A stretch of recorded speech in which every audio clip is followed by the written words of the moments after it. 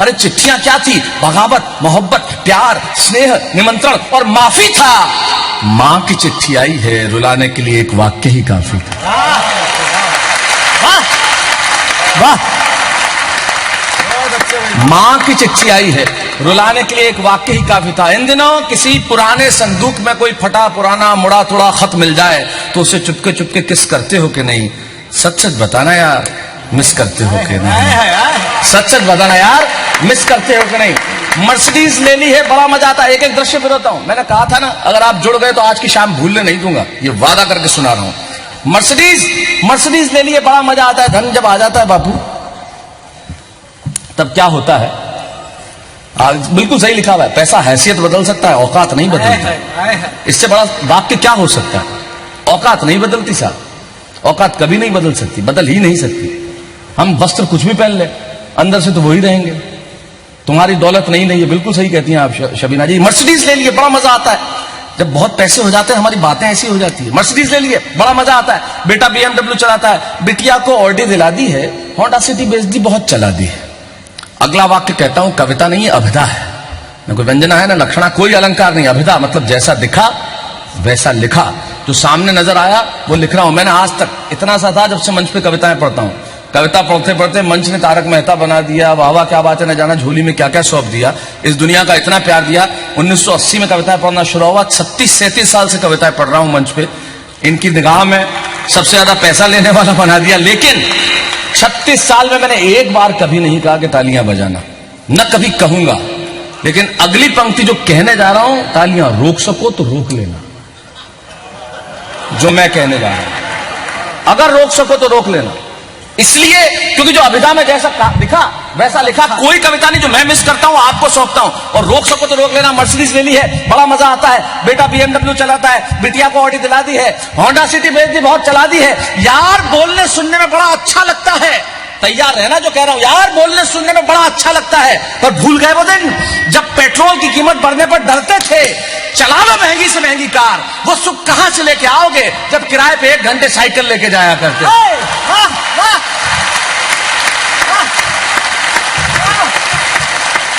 भैया जिंदाबाद, वाह भाई क्या बात, वाह वाह, कमाल, वाह। चला लो महंगी से महंगी कार, वो सुख कहां से लेके आओगे जब किराए पे 1 घंटे साइकिल लेके जाया करते थे। और सुख भी कैसा आप देखिए, हर आदमी के जीवन में सुख आया। सुख कैसा? 10 मिनट एक्स्ट्रा चला ली, ये सुख। क्या बात, 2 बजे जमा करनी थी, 2:15 बज गए, अगले को पता ही नहीं चला। हिंदुस्तान में हर पिता का मूलभूत अधिकार, हिंदुस्तानी बाप का मूलभूत अधिकार, औलाद को बिना कारण ठोको। और कारण पूछ ले तो 2 और ठोको। ठोको जरूर। शशि भाभी कहां बैठी? इधर बैठी। मूलभूत अधिकार, बिना कारण ठोको, ठोको जरूर। और मेरे पिताजी का तो ठोकने का कोई कारण होता ही नहीं था। मैं घर में एक दिन बैठा था, आए, पता नहीं किस मुद्रा में आए होंगे। मैं पैंट पहन के बैठा हुआ था घर में, पैंट शर्ट। पैंट पहन के घर में क्या बैठा है? शादी में जाना है क्या? कुछ कारण। दूसरे दिन मैंने कहा मारते हैं, निक्कर पहन ली। दूसरे दिन अश्लील कहीं का टांगे दिखाता है, पद्मा खन्ना है क्या? उस जमाने में पद्मा खन्ना ही थी, तो बहुत लॉजिकल आदमी है। मैंने कहा पैंट पहनूं तो ठोको, निक्कर पहनूं तो ठोको, तो क्या दिगंबर हो जाऊं? करूं क्या मैं? कोई कारण तो बताओ यार, क्या करना? और डांटते थे तो उनका एक अजीब तरीका। ये आपने बापू, हिंदुस्तान में हर पिता जब अपने बेटे को डांटता, एक तो बेटे को वो अपनी ऐसी प्रॉपर्टी समझता है जिसपे कोई कभी अधिकार नहीं कर सकता। ये ऐसी प्रॉपर्टी, इस पे कोई अधिकार कर ही नहीं सकता। मुझे डांटते थे जब, कहां गया था? कॉलेज गया था। आंख मिला के जवाब दे। कॉलेज गया था। सामने क्या देखता है? अरे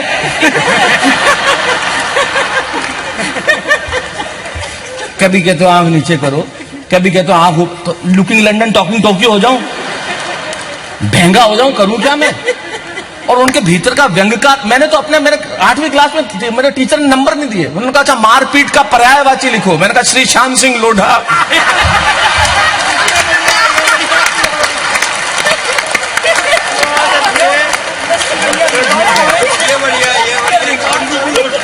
अरे ये वीडियो भेजना मत जोधपुर आप, मोड़क साहब, अभी तक मकान उन्हीं के नाम है। और आज भी वो इतने उनके होंगे सुपरस्टार शैलेश लोढ़ा, घर के बाहर, घर में आते ही औकात दिखा देते हैं। क्या पहना है ये, क्या है क्या ये, वो कुछ भी पहन लो ऐसे ही करते हैं। अच्छा उनके भीतर का व्यंकार, मेरे में तो उनके 5% गुण आए साहब। अगर वो इस लाइन में होते, वो तो सरकारी नौकरी करते रहे, बहुत बेचारे सारे जीवन संघर्ष किए उन्होंने, शायद इसीलिए ठोकते थे। क्योंकि सरकारें पहले कैसी होती थी आपको पता ही है, ये तो ठीक तो अब आनी शुरू हुई है। तो वो इस लाइन में होते तो बहुत सफल होते, वो बहुत बड़े व्यंग का, मुझसे ज्यादा पैसे लेते, मैं तेरे को बता रहा हूं। 50,000 तो एक्स्ट्रा इसी के लेते कि मैंने इसको पैदा किया है।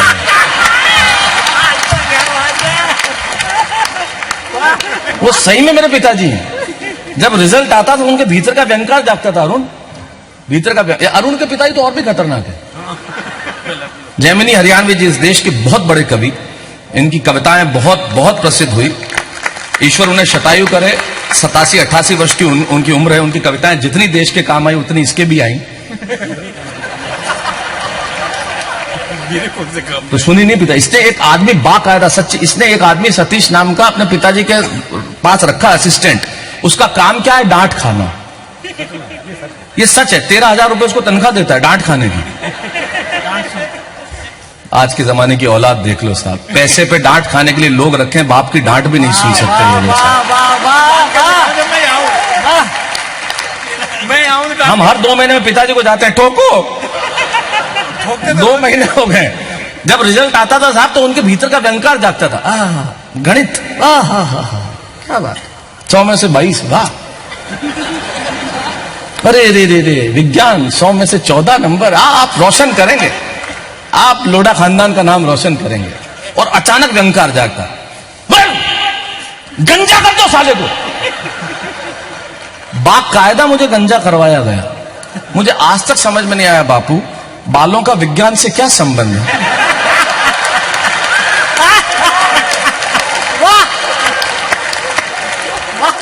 मैं मुंडाया निकला बाहर तो सामने मेरी उम्र का एक और मुंडाया हुआ आ रहा था। मैंने कहा विज्ञान, बोले नहीं भूगोल।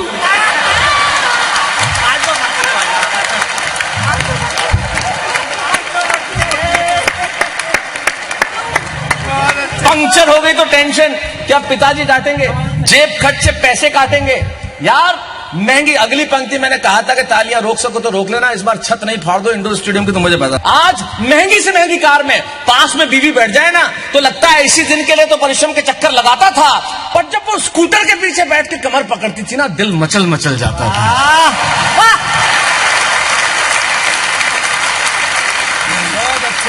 फिर से वो स्कूटर वाले दिन लौट आए, ये ख्वाहिश करते हो कि नहीं? सच सच बताना यार, मिस करते हो कि नहीं? सच सच बताना यार, मिस करते हो कि नहीं? बैंक खड़े हैं दरवाजे पे, जितना चाहिए मिलता है, लोन देने वालों का चेहरा तुम्हें देख के खिलता है, लो खूब लो, देने वाले हैं तो खूब लो, करोड़ों का व्यापार है, चुकाने की कोई चिंता नहीं, रोटेशन शानदार है, पैसा ही पैसे को खींचता है, बिल्कुल शुद्ध है, बात बिल्कुल बहुत सही है। लेकिन आज पैसे के दम पर तुम हर बिजनेस खिला लोगे, पर वो दोस्त से लिए वे 100 रुपए उधार भुला लोगे। और मेरी अगली पंक्ति की फिलॉसफी को बापू एक बहुत जीवन का सामान्य दर्शन एक पंक्ति में देता हूं कि यार जेब में जब लाखों हो ना तो लाखों देने वाले लाखों मिलते हैं। क्या बात है, वाह वाह। जेब में जब लाखों हो ना तो लाखों देने वाले लाखों मिलते हैं। ऐसी मिसाल यहां 1000 खड़ी होती है, पर जब जेब में कुछ भी ना हो ना तो 100 रुपए मिलना भी बात बहुत बड़ी होती है। वाह वाह वाह वाह वाह वाह वाह। तो आज चला लो अरबों का व्यापार, पर वो पहला पहला उधार, सच सच बताना यार, मिस करते हो कि नहीं? सच सच बताना यार, मिस करते हो कि नहीं? खाने वाला लूं कि छोड़ दूं? सच सच बताना यार, मिस करते हो? चाइनीज से लेके इटालियन तक चटकारे ले लेके खाते हो। आजकल ये नया शुरू हो गया, गली गली में, गली गली में ठेले, गांवों में मंचूरियन, नाम ही इतने खराब, मोमोज। आप भोजन कैसे करो जिसका नाम ही सुनने में इतना खराब हो, और बच्चे फिर वो शुरू लेके खाते हैं ऐसा, जैसे वो एनाकोंडा जैसे जानवर को खींचता है ना वैसे। चाइनीज से लेके इटालियन तक चटकारे ले लेके खाते हो। शादियों में 150 आइटम के स्टॉल लगाते हो। हमारे पाखंड की हद देखो आप साहब, इतने आइटम खा सकता है कोई? मुझे कई बार लगता है सलाद से लेके वहां तक जाने में तो कोई 2-1 ऑटो रिक्शा साथ में आए तो चले, मतलब हद ही है। और उसके बाद आप देखोगे ईगो कोई ना कोई हट जरूर करता है। इतना आइटम लगे, आपने रसगुल्ला लिया नहीं, आपने प्लेट इतनी सी, अब इसमें मैं क्या क्या लूं? मुझे बताओ, इतने सारे आइटम के स्टॉल। अरे खाना शादियों में पहले होता था, पंगत बैठती थी, सारे लोग, एक परोसता हुआ आता था, क्या मजा आता था साहब, और बैठे हुए। अरे मजे की बात तो यह है कि जब पंगत बैठती थी और आप देखते कि रायते वाला आ रहा है तो कटोरी लेकर, क्या बात है, क्या बात है, क्या बात है, वाह वाह वाह वाह, अरे क्या ऑब्जर्वेशन है भैया, तुरंत से हाँ भैया, कोई आगे निकल जाए। मेरे दादाजी, वो कोई पंगत में बैठे, अंधेरा था, कोई आगे निकले, इधर इधर देख थाली में क्या गिरा है, तो इसमें तो कुछ नहीं है, तो डालना।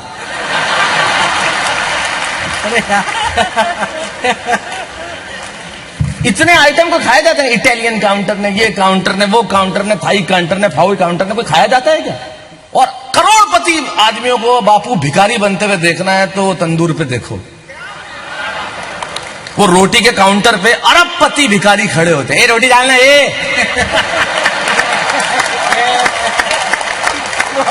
एक कब से खड़ा हो यार, तेरे को समझ में नहीं आ रही है क्या यार? यहाँ पे लेडीजों को दे रहा है, हमको दे ही नहीं रहा यार, ये क्या कर रहे थे बच्चा? हमने कहा लिफाफा दिया नहीं कि डालना है, रोटी डालना यार। हाँ और क्या, मुझे लगता है शादियों में आजकल मैं देसी कट्टा लेके जाऊंगा, रोटी डाल, रोटी आवे जब तक सब्जी ठंडी, सब्जी लेके आओ फिर रोटी नहीं मिले, आदमी तो चक्कर ही लगाता रहता है। चाइनीज से लेके इटालियन तक चटकारे ले लेके खाते हो। शादियों में 150 आइटम के स्टॉल लगाते हो। खाओ यार, खाओ, खूब खाओ, पैसा है तो जाओ, दुनिया में जहां जा सकते हो जाओ। पेरिस का बर्गर खाओ, न्यूयॉर्क की ब्रेड खाओ, वेनिस का पिज्जा खाओ, दुनिया में जहां जा सकते हो जाओ, जितना खा सकते हो खाओ, लेकिन और कहां जाओगे, कितना खाओगे? और सब कुछ खा लेने के बाद दावा है मेरा, मां के हाथ की रोटी का स्वाद कहां से लाओगे? वाह, क्या बात है भैया, वाह, बहुत अच्छे, वाह, बहुत अच्छे, वाह वाह वाह। वो हाथ जिनसे वो घंटों तक मसालों का नाप देखती थी, वो हाथ जिनसे वो सिगड़ी पे दाल सेकती थी, वो हाथ जो प्यार से मसाला डालती थी, वो जो सबको खिला के खुद खाती थी, वो जो घंटों तक उस दाल को पकाती थी। आज अच्छे से अच्छे भोजन का तुम कर सकते हो प्रबंध, पर वो मां के हाथों की गंध, सच सच बताना यार, मिस करते हो तुम? वो मां के हाथों की गंध, सच सच बताना यार, मिस। ऐसी कितनी चीजें हैं जो तुम्हें गिनाऊं? अब आता हूं कविता के क्लाइमेक्स तक, आपको और दृश्य सौंपता हूं। ऐसी कितनी चीजें हैं जो तुम्हें गिनाऊं, ऐसी कितनी चीजें हैं जो तुम्हें बताऊं। आज तुम लड़ते हो बाबू, रेस्टोरेंट में लोग जाते हैं, बाकायदा लड़ाई होती है, नहीं बिल नहीं, नो मैं दूंगा, गलत बात, मैं, तू नहीं देगा, मैं दूंगा। आज तुम लड़ते हो कि बिल, ऑब्जर्वेशन देखना, बात कितनी छोटी, लेकिन मैं क्या मिस करता हूं। आज तुम लड़ते हो कि बिल मैं चुकाऊंगा, बिल मैं चुकाऊंगा। भूल गए वो दिन जब कहते थे कल मैंने पिलाई थी, आज चाहे तू पिलाएगा। वाह वाह वाह, बहुत अच्छे। सच्चाई तो वही थी, कल मैंने पिलाई थी, कल मैं 2 दिन के लिए 50,000 रुपए लिए मैंने इससे, सिर्फ 2 दिन के लिए, वो भी दिल्ली में किसी को देने थे, आज वापस चुका, 2 दिन का भी ब्याज लिया इसने। ये दोस्ती होती है, ये दोस्ती, ये सच्चाई है, ये पाखंड नहीं, ये पाखंड नहीं है, मैं तेरे को सही बता रहा हूँ। और नोट 500 पुराने वाले, नहीं 2000 के नए नोट दिए, हाँ बिल्कुल नए नोट दिए, बिल्कुल 2 दिन का भी ब्याज दिया। ये सच्चाई है, मैं इसकी मैं तारीफ करता हूँ, इसमें थोड़ी, ये इसको देखो, ये इसको सच्चाई कहते हैं। लो मान दे रहे हो आप,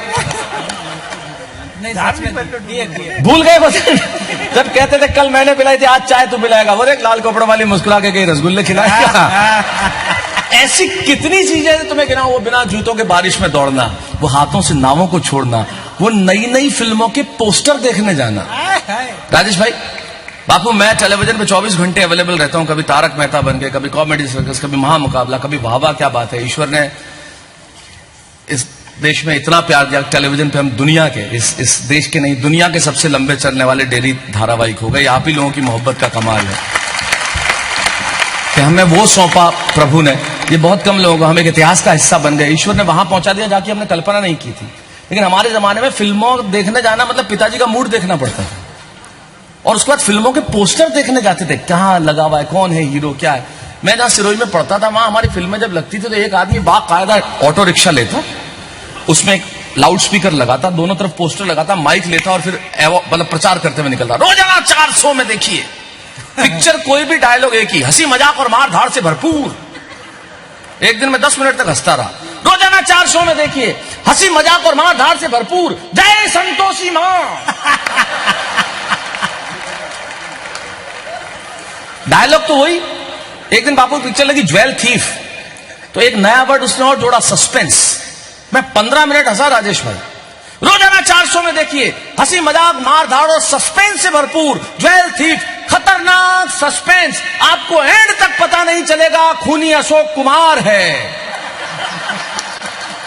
वो नई नई फिल्मों के पोस्टर देखने जाना, वो नई नई फिल्मों के और अगली पंक्ति भाई श्री दिनेश दिग्गज और अरुण जैमिनी को समर्पित, वो नई नई फिल्मों के पोस्टर देखने जाना, वो सर्दियों में कभी कभी नहाना। रोज नहाने वाले वो सुख क्या जाने। कि नहाना बहुत ओवररेटेड किया हुआ है लोगों ने। हमारे जमाने में रोज नहाने का रिवाज ही नहीं था। 3 दिन पिताजी नहाते थे, 3 दिन पुत्र नहाता था, ऑल्टरनेट डेज पे चलता था। नहीं सही बात, ऐसे ही नहाया जाता था, पानी की कमी थी। और स्नान भी 3-4, एक होता है चंचू स्नान, 4 बूंदली छक छक चंचू, एक होता है कान स्नान, भीगे कान हुआ स्नान, एक होता है स्पर्श स्नान, एक होता है गंधर्व स्नान, सोचा और हो गया।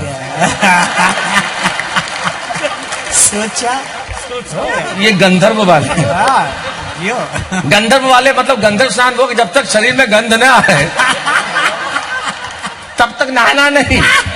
वो नई नई फिल्मों के पोस्टर देखने जाना, वो सर्दियों में कभी कभी नहाना, वो बस में खिड़की वाली सीट के लिए लड़ना, वो किताब के अंदर दूसरी किताब रखकर पढ़ना।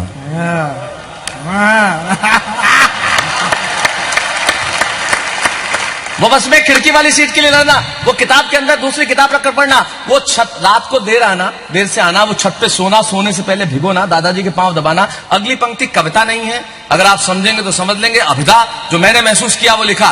वो छत पे सोना, सोने से पहले भिगोना, वो वीसीआर किराए पर लाना। लेकिन मजा तो अगली पंक्ति देगी, वो वीसीआर किराए पर लाना और पैसा वसूल करने के लिए एक ही रात में 3-3 फिल्में चलाना। सुबह आंखें इतनी सूजी भी, आंखें सूजी भी है, समझ लो वीसीआर है। वो वीसीआर किराए पे लाना, पैसा वसूल करने के लिए एक ही रात में 3-3 फिल्में चलाना, वो छत पे जाना, एंटीना हिलाना। एक प्रोसेस होता था। बापू पूरे खानदान को काम पे लगाने का तरीका एंटीना होता था। 3 भाई हो तो तीनों काम पे लगते थे, एक छत पे, एक सीढ़ियों में, एक टीवी के पास। सत्य है, तीनों काम पे लगे। हिला हिला हिला, थोड़ा यूं कर, थोड़ा यूं कर, आया क्या, आया क्या, नहीं नहीं आ गया, रुक रुक। एक बार मिलके जरा। वाह,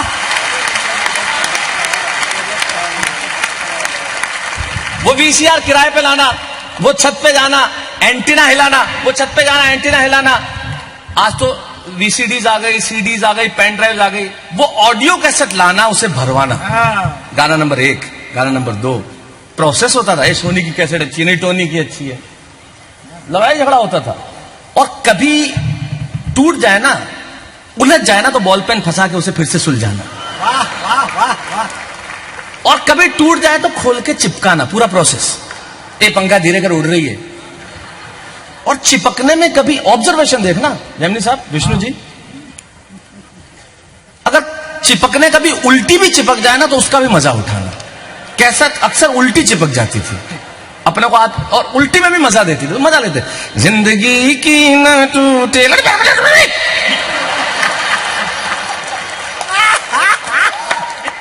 उन आंखों का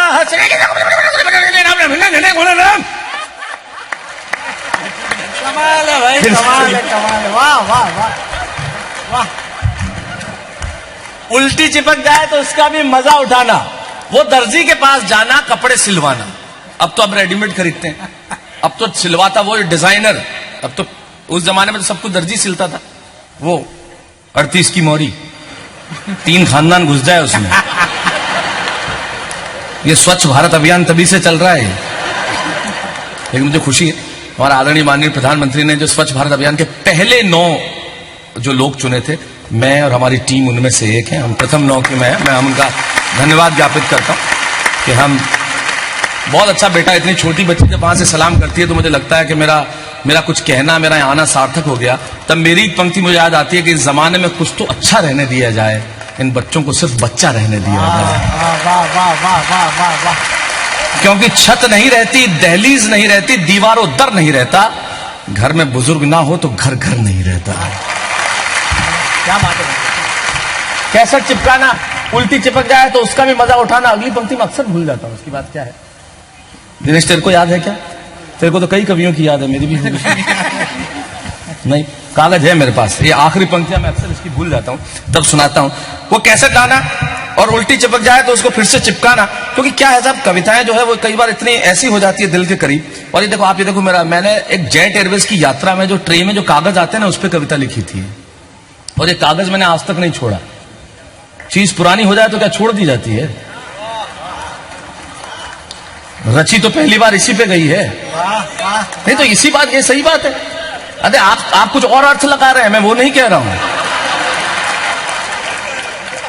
बात का गलत अर्थ ना लगाएं। आप दुर्ग से आए हैं, मैं जानता हूं, ऐसा अर्थ मत लगाओ। दीपक जी, ऐसा दीपक जी है ना ये, हाँ पहचान गया मैं दीपक भाई, ऐसा थोड़ी है। ये क्या गई रे ये कविता? हाँ तू देख यार, एक किधर गई आगे। नहीं, कोई भी पन्ना खोल दे तो क्या ऐसा थोड़ी है कि थाल पूजा कर लेके चले आइए, फिर अलग है थोड़ा मामला।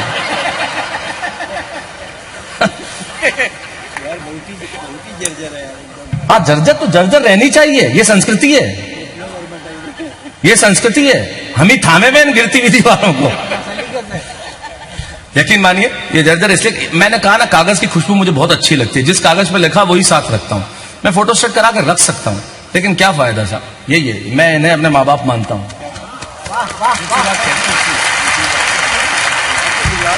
मैं पिछले दिनों एक कार्यक्रम में गया, एक धर्म का कार्यक्रम था बापू। मुझे बहुत कहा गया आप धर्म पे कविताएं सुनाइए। मैंने नहीं सुनाई साहब, मैंने नहीं, कोई दिक्कत नहीं, मैंने कतई नहीं सुनाई। इसलिए नहीं सुनाई कि मैंने सिर्फ एक वाक्य कहा कि मैं धर्म पर कविता इसलिए नहीं करता क्योंकि कविता मेरा धर्म है। सब सुनाता हूं। वो ट्रेन में, हाँ, वो ऑडियो कैसे भरवाना, गाने को फिर से भरवाना, छत पे जाना, एंटीना सिलाना, वो लाइब्रेरी में जाकर अखबार देखना, सर्दियों में अंगीठी के पास हाथ सेकना, वो ट्रेन में अपना बिस्तर साथ ले जाना, साथ लाया हुआ खाना खुद भी खाना, साथ वाले को भी खिलाना।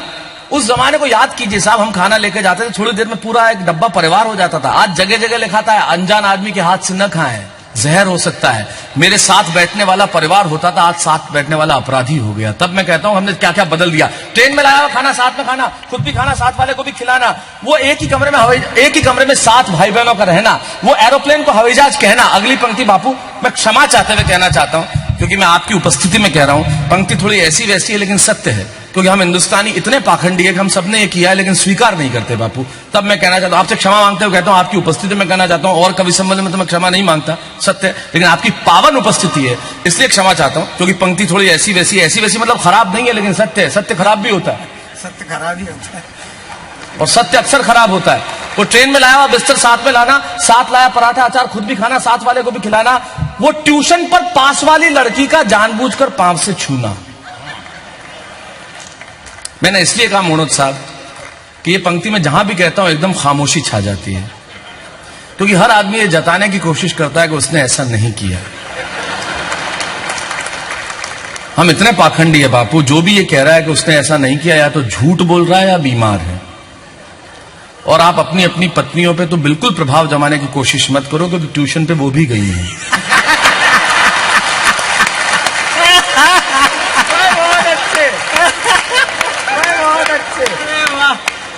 सत्य है ये। ट्यूशन में तो इतने पाखंडी होते हैं हम लोग बापू। मैं बस में जा रहा था, एक आदमी बैठा, उसके पास में खाली सीट, एक बेचारा भद्र पुरुष आया, बोले खाली नहीं, सवारी। बेचारा चला गया। 2 मिनट बाद एक खूबसूरत सी महिला आई, शबीना जी, और उसने आके कहा सीट, हाँ। तुरंत वही पुरुष लौट के आया मुनोद साहब, बोले यही है आपकी सवारी? मेरी वाइफ है। क्या पाखंड है। मैंने कहा था चला जा साला, सीट दे देगा।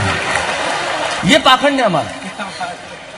वो ट्यूशन में पास वाली लड़की का जानबूझकर पांव से छूना, वो अपनी साइकिल उसकी खूबसूरत लूना, अपनी साइकिल उसकी खूबसूरत लूना। मैं यकीन मानिए, मेरा पहला वाहन मैंने लूना लिया था। आज मैं चाहे मर्सिडीज चलाता हूं, चाहे ऑडी चलाता हूं, सत्य कहता हूं साहब, मैं उसके अंदर बैठ के भी लूना ही चलाता हूं। मैं वहां से बाहर आ ही नहीं पाया। वो अपनी साइकिल उसकी खूबसूरत लूना, वो रोज मंदिर जाती है, इस चक्कर में अचानक आस्तिक हो जाना।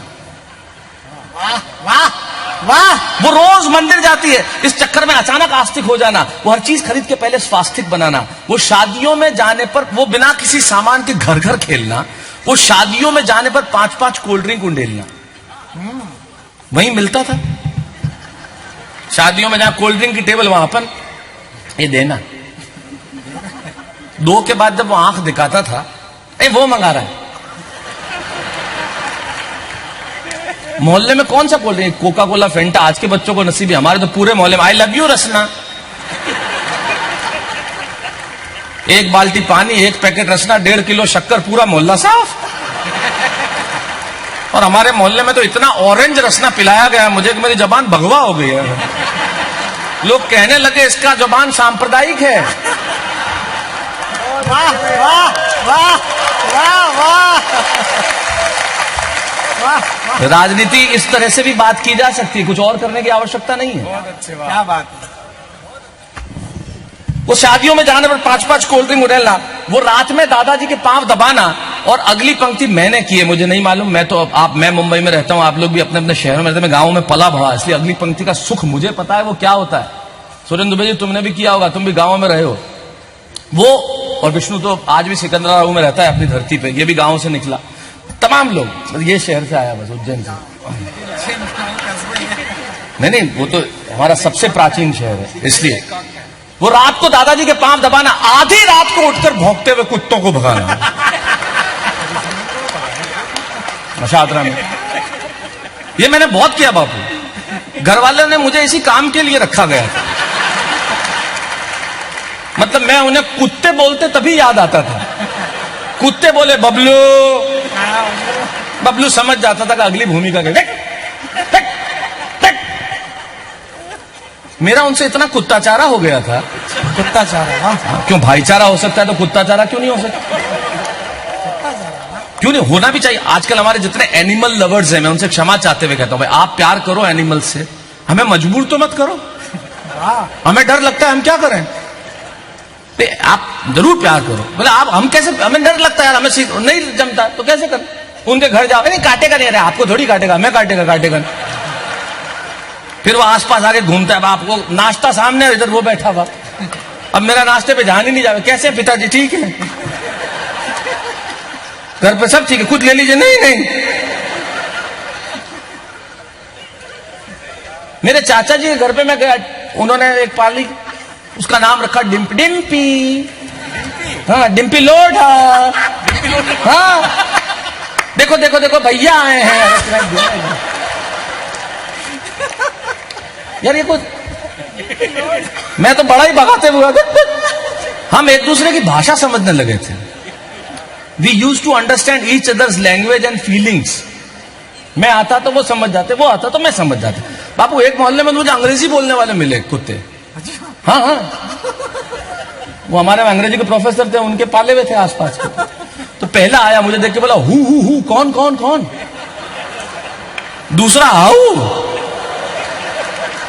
कैसे? तीसरा वाह, क्यों? चौथा बोला शैलेश लोढ़ा अपने घर जा रहा है। सब मिलके बोले ओ।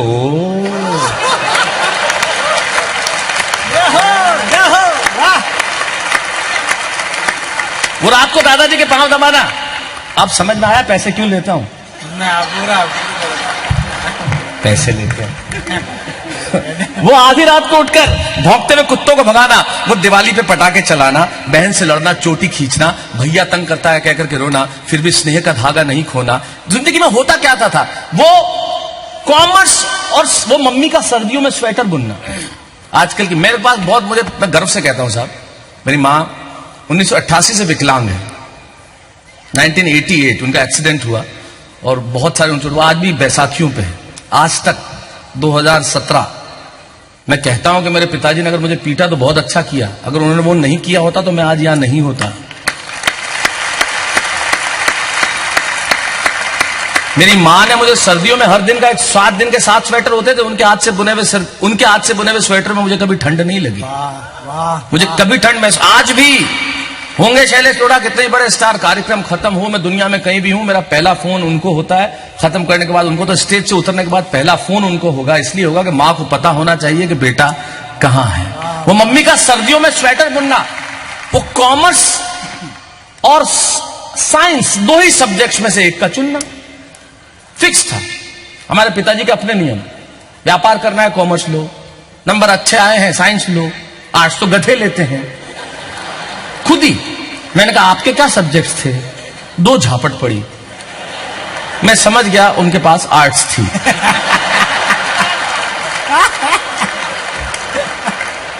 वो मम्मी का सर्दियों में स्वेटर बुनना, वो साइंस और कॉमर्स 2 ही सब्जेक्ट में एक को चुनना, वो बहन से लड़ना, चोटी खींचना, भैया तंग करता है कहकर के रोना, फिर भी स्नेह का धागा नहीं खोना, वो स्लीपर क्लास में धक्के खाते हुए जाना, वो सुराही की मिट्टी की गंध के साथ पानी पीना, वो बेलौस, बेफिक्र, मस्त, बेवजह जीना। सच सच बताना यार मिस करते हो कि नहीं? सच सच बताना यार मिस करते हो कि नहीं?